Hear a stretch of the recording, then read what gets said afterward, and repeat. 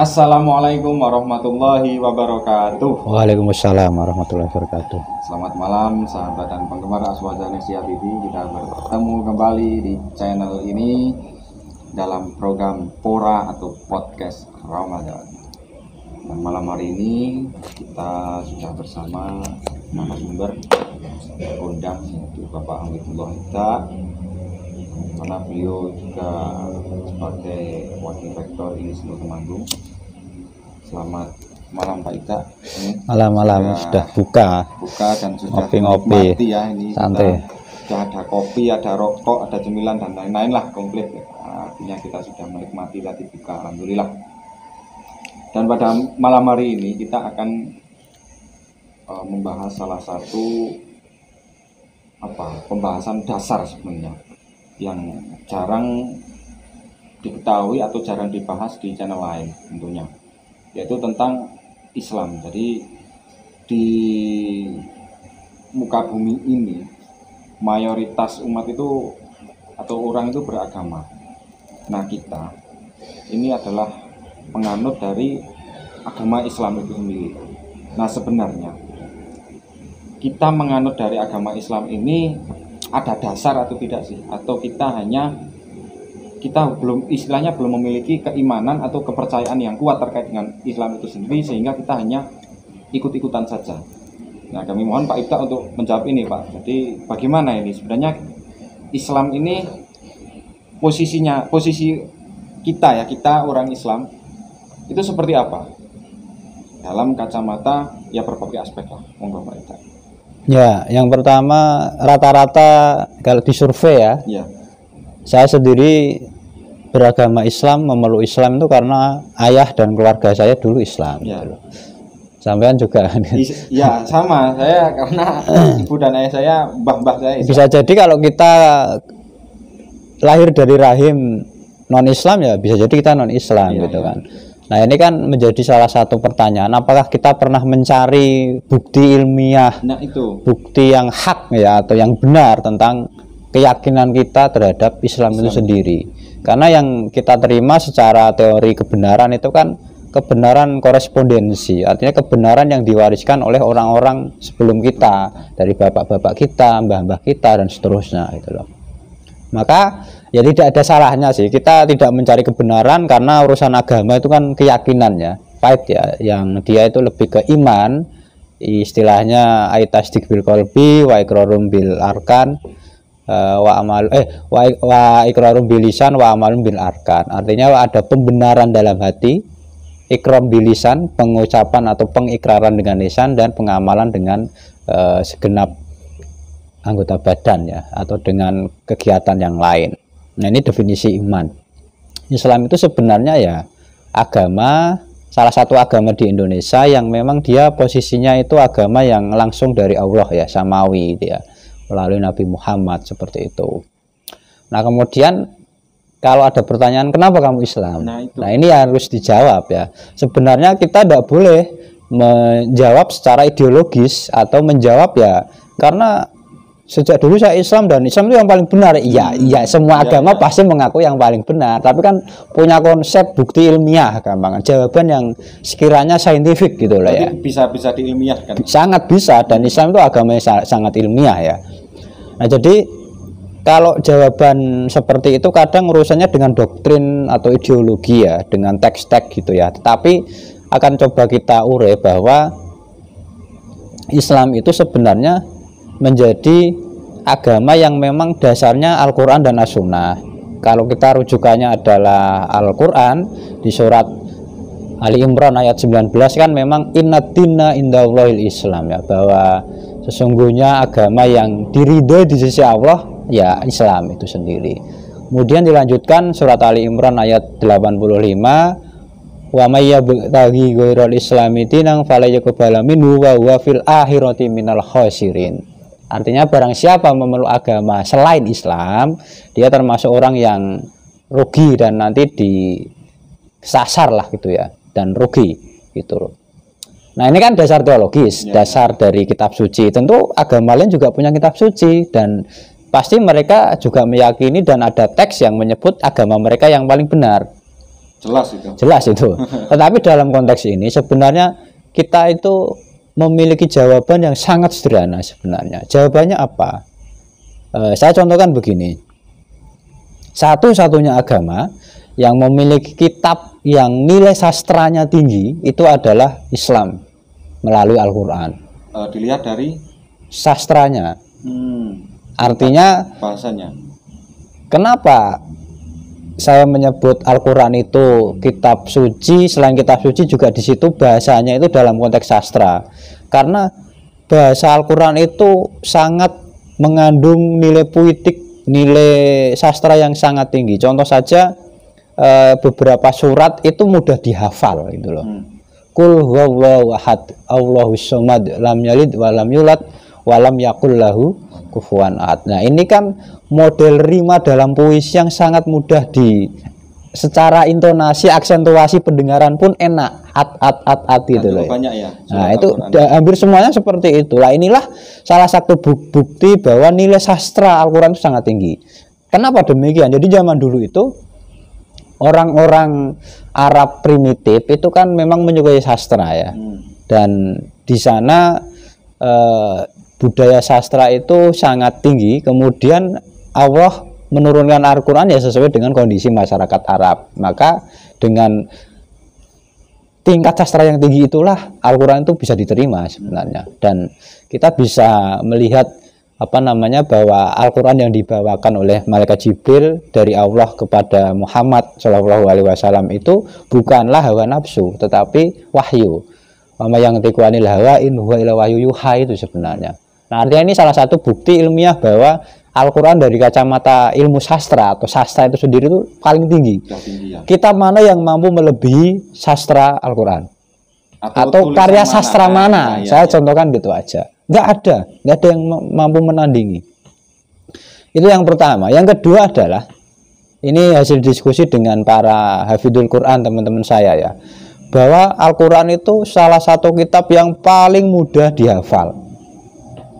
Makanya banyak para sahabat dulu itu hampir semuanya hafal Al-Quran ya.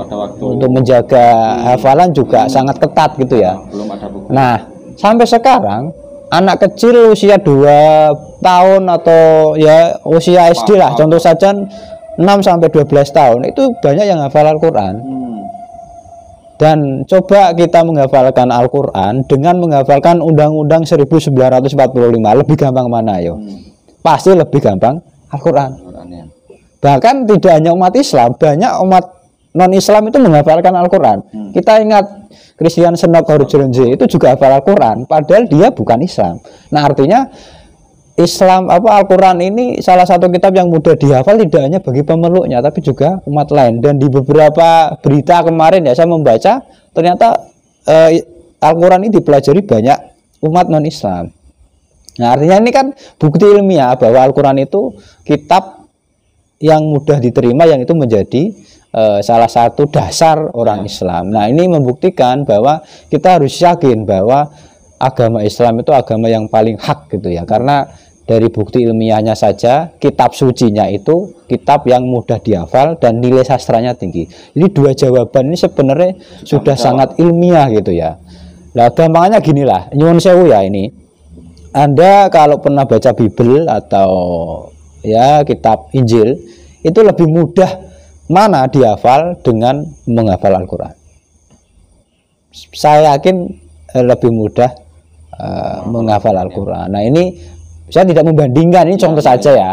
Ini membuktikan bahwa betapa mudahnya Islam diterima, dan itu sudah menjadi catatan sejarah bahwa masuknya Islam di Nusantara ini selain mudah diterima dan syaratnya mudah, hanya mengucapkan asyhadu alla ilaha illallah wa asyhadu anna muhammadar rasulullah. Jadi dua hal ini saya kira sudah menjadi bukti bahwa Islam itu agama yang paling rasional, paling ilmiah ya. Apalagi ada satu teks bahwa adinu wal